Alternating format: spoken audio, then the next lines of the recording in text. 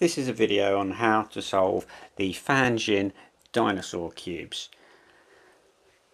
The one today is going to be Dippy, which is a Diplodocus, okay? And basically this is a 2 by 2 by 3 cube, which is just the same as the banana cube. And I'll be solving it today the simplest method using the least algorithms, but we will need some algorithms. Firstly though, you need to look at Dippy and think, what does he look like? Because first of all, we'll be solving the two ends and then we'll be solving the middle. So when it gets really mixed up, you need to remember that at the front you've got two head parts and two leg parts. At this end you've got a little towel and these little bumps, and the bumps need to be on the top, not at the side, down here. So just look at him, make sure you know what he looks like, maybe take a picture or keep your box, so when he's mixed up you'll know how you need to solve it. Let's mix him up. So here he is, old Dippy. He's got heads at both ends, he's got tails at both ends, he's got a leg at the top, a leg at the bottom. He really couldn't be much more mixed up. So first things we want to do is get all the head bits at one end and the tail bits at the other end.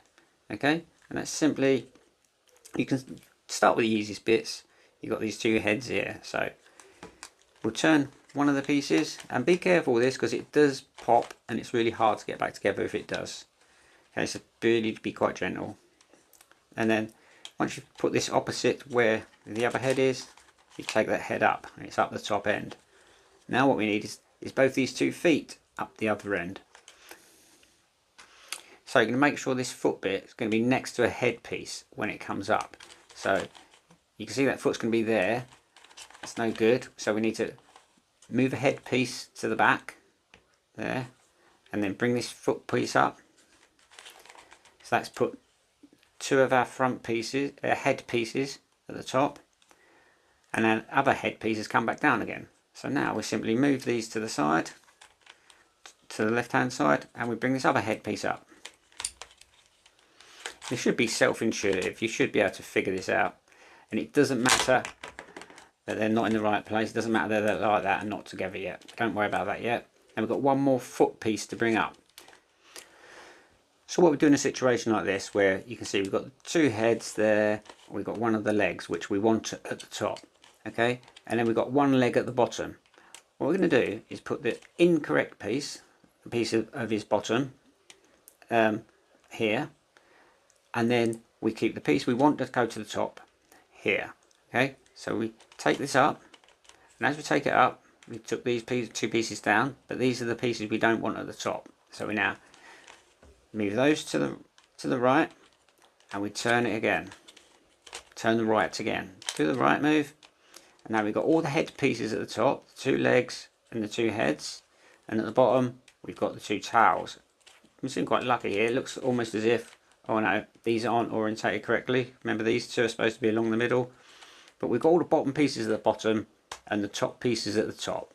So that is the first part complete. Part two of the top and bottom piece is going to be a situation where they're all solved, or you're going to have, like this here, we've got two pieces that are correct and two pieces that are incorrect, or like this at the top where you've got nothing correct. Okay, so we'll do this, the bottom one first, and there's an algorithm that I'll be putting on the screen. So the correct pieces, which we believe is this, it looks correct, we will hold to the left here, and then we're going to do this move, which is in two pieces really. So we've got a right, and when we do a right move, it's all the way around right.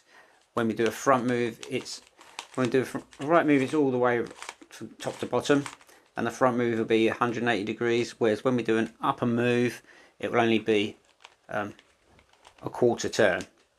Okay, either upper or upper inverse, which is upper will be clockwise, upper inverse will be anti-clockwise.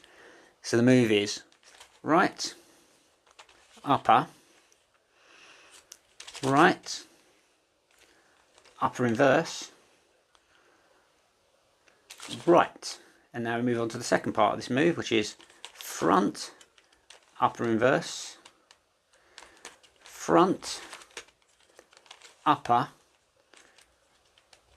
front, and it doesn't matter which way round you turn. Okay, so now we look at this, and as we know, this end is correct, and that's all we've needed to do for there. The middle's a bit of a jumble, that doesn't matter. Now we go to the top, and we've got the other, which is there. It's like a checkerboard, really. Okay, so what we're going to do is just do that move twice. So we do it once, and it doesn't matter which way we hold it. So we can do right, upper, inverse, right. Now we do our front, upper inverse, front, upper, front. Nearly messed up there. Oh, and it's actually come together as a oneer. Okay, this slightly differences with this and this, because this one doesn't have to worry about orientation and this does. So at the moment,